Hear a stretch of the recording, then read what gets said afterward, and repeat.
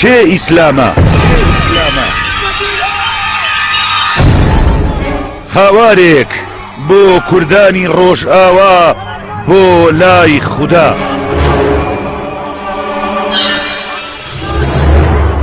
دەنگی گۆڕەکەی سەلاحەدین دێ ئەوە تا نەوەکانی دەیانەوێ خاپووری کەن سریکەی مناڵێک لە ڕۆژئاوا خەونی لێتاڵ کردوم ئای خودایە تاکەیە منفاری کووردە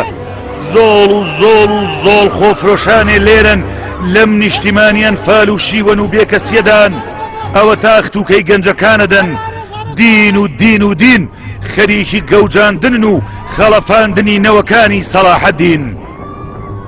هەموو بەیانێک لە دەنگی دەستنوێژی دایک و باوکم بە ئاگا دێمەوە من کافرم ئاخر بۆ خوای میهرەبان نەوەی ئەو ژن و پیاوەم کە سەریان بچێ ڕۆژ و نوێژ و زەکاتیان ناچێ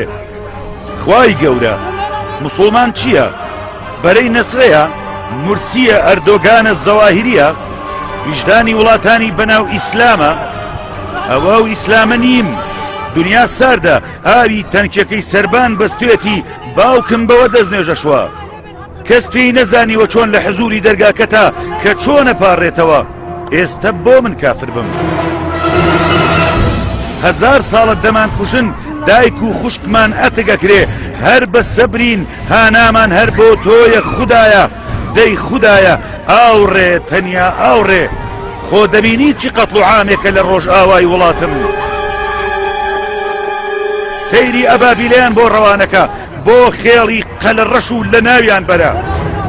تۆفانی نوح بکە دیاری بۆ ئەم مانگە پیرۆزە و ئەم درنج و دەعبانە ببەرەوە خودایە وەک خەومی لوود نغرۆیان کە تۆ مسڵمانت دەوێ ڕۆشنکەرەوەی ڕێبازەکەی پێغەمبەرت دەوێ ئەوە ئێمەین ئەوە نەوەکانی سەلاحەدینن ئاڵا هەڵگری ئەو ڕێبازە